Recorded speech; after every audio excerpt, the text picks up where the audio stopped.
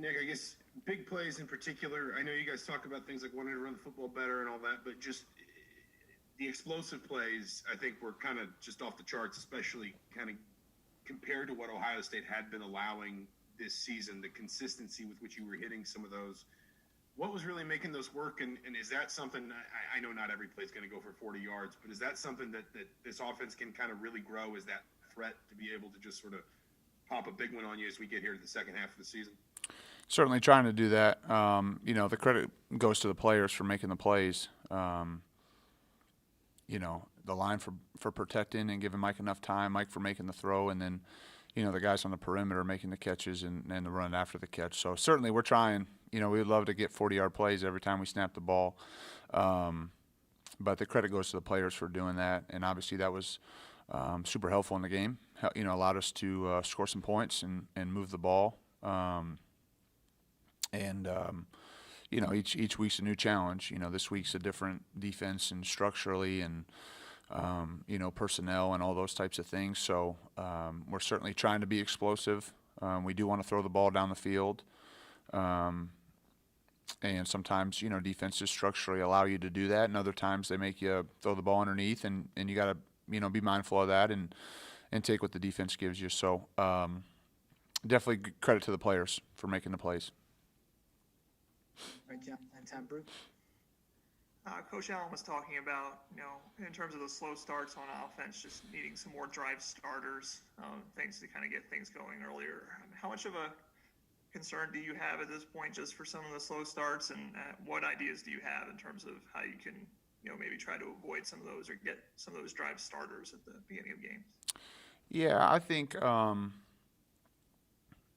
relative to this past week's game, when you're, for us, we've played 5 games now, so there's a good amount of data out there on kind of who we are and the direction we're headed. When our opponent this past week had played 3 games, and 2 of them really weren't competitive in the second half, and so you're dealing with a limited amount of data.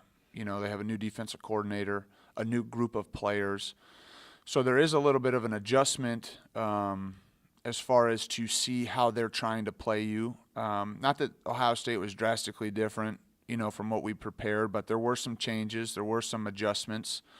And so, I think that has, been something that we just have to work through and deal with, and try to make adjustments as we go in the game. Certainly we're trying to start faster than we have. Some of it is play design. That's my job. Some of it's execution, which is also my job, making sure that our players can execute, well early. We're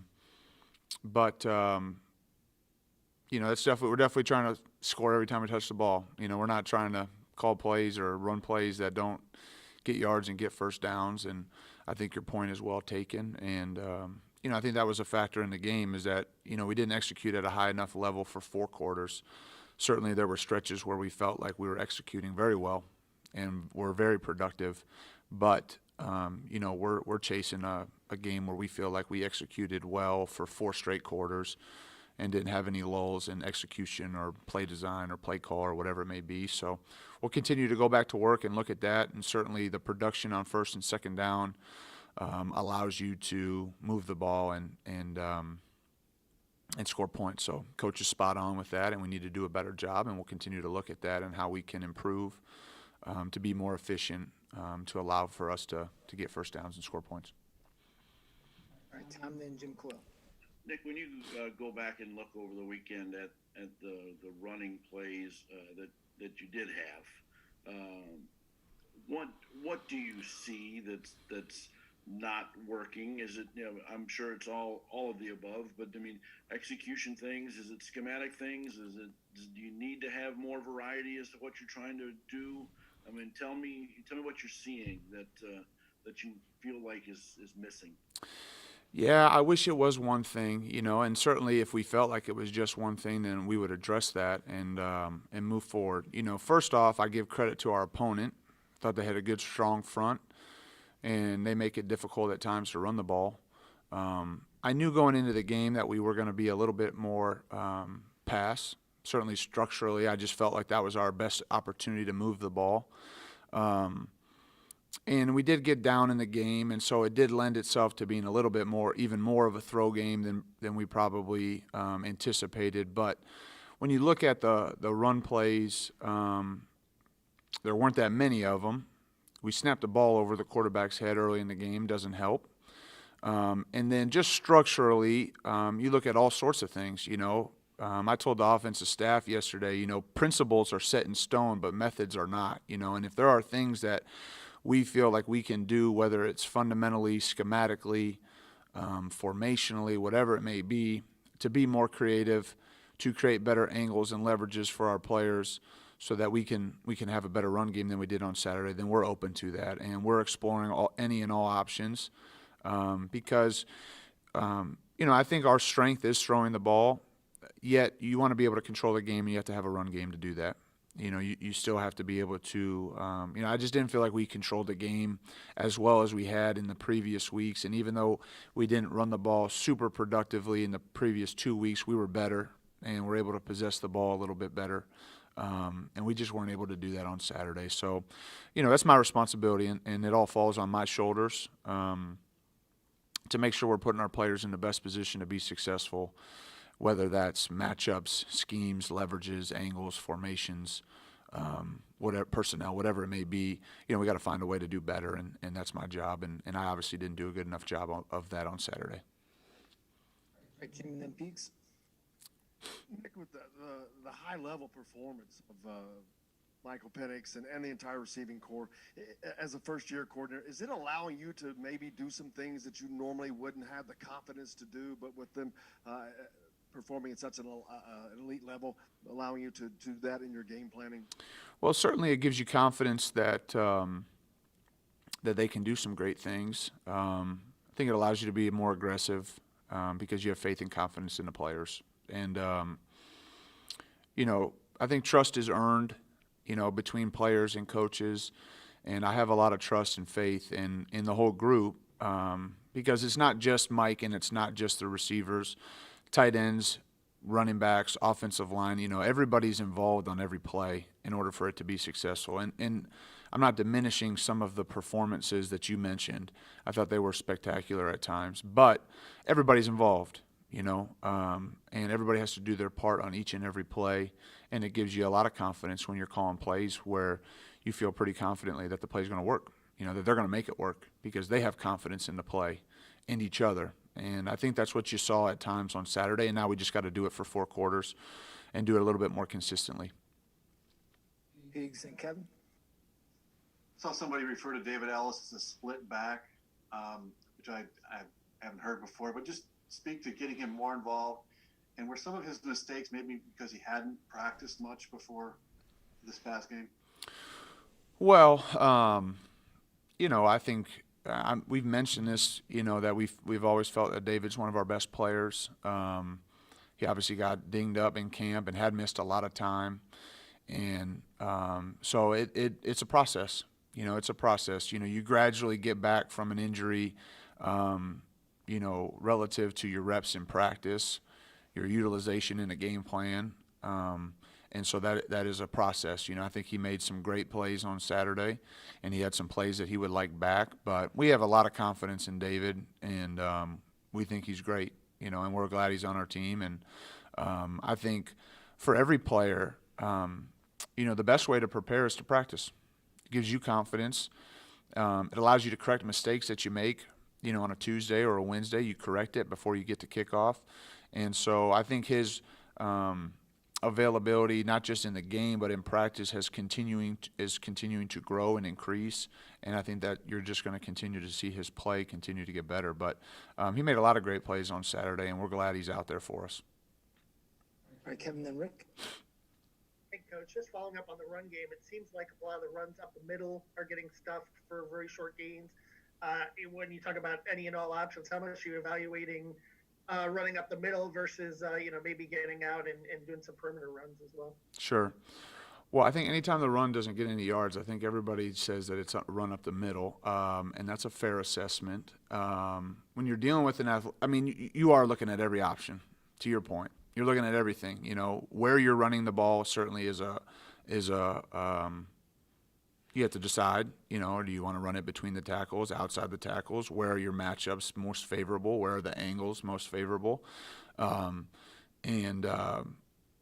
know, I think probably the number one play in college football is inside zone, and certainly that has been our primary running play. And we got to evaluate whether that is our best run, you know, whether that does put our players in the best position. You know, every run that you put up on the board is sound. You know, we're not putting up unsound running plays, you know. It's just whether it's the most favorable for your players based on who you're playing. And, you know, just being transparent based on the team we played this last week, they are committed structurally to stopping the run, you know. So regardless of which direction and where, there are some things that we look back and say we could do a better job. You know, so your point is well taken, and we're looking at that to see if, you know, our best run on Saturday was up the middle. You know, I think it went for 8 or 9 yards. It was our best run, but we got to do better. You know, and the location of where we run is something that we evaluate, and that starts with me. And obviously, we need to do a better job. All right, Rick and then Griffin. Yeah, Nick, although you guys weren't able to win on Saturday, your team and coaches drew a lot of praise from some national football analysts and even LeBron James for the way you played. If you had to describe to somebody what brand you guys are establishing, what would you say? Well, I think the brand has already been established by Coach, and our brand is LEO. You know, we love each other, and I hope that the people that watch us play can see that our players truly do love one another and they play for one another. So, yeah, that's what I hope that people think of when they see Indiana play. All right, Griffin, and then we'll wrap up with Paul.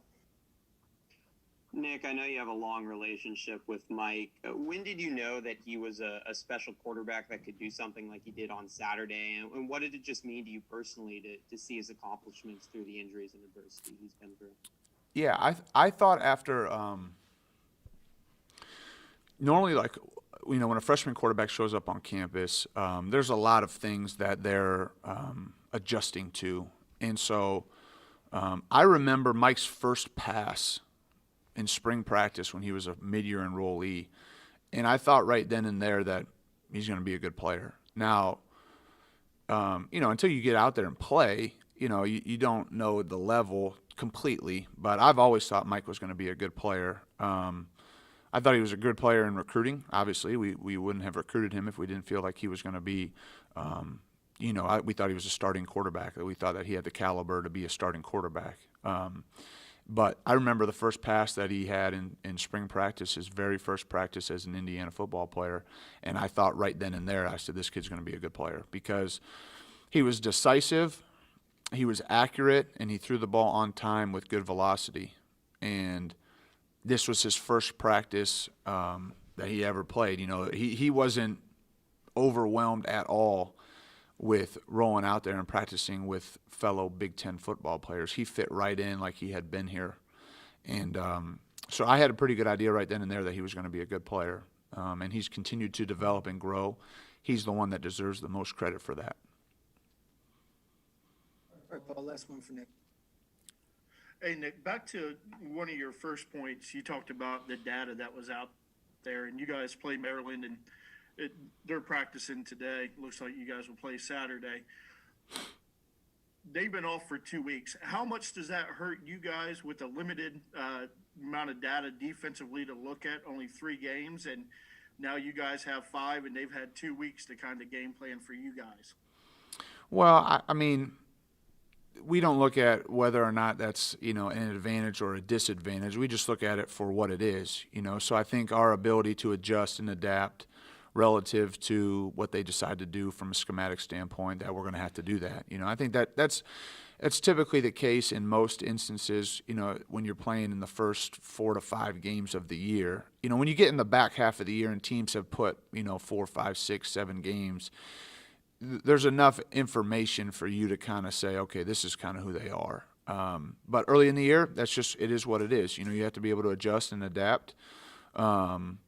And certainly we're going to have things that are different schematically that, you know, if you've never shown it, they can't prepare for it either. But what you don't want to do is you don't want to, you know, every play you ran is the first time you've ever ran the play. You know, then you've ran it just as many times as they defended it. You know, you don't want to do that either. So, you know, that's the balance. And but we don't, you know, we don't make any excuses. You know, we're just hopeful we get an opportunity for, you know, both groups of kids, both teams, that they get an opportunity to play. You know, there's a lot going on right now, and we just want everybody to be safe and healthy. And I think teams around the country are thankful and grateful for the opportunity to do something that they love, and, you know, regardless of the circumstances, whether or not you get, you know, you've played 3 or 5 or whatever it may be. I think just everybody's hopeful they get to play each and every week, and for most importantly for the kids, I think they're having a blast and a ball out there playing, and I'm sure, you know, for Maryland's players, I just hope that they're safe and healthy and they get an opportunity to compete in a sport that they love. So,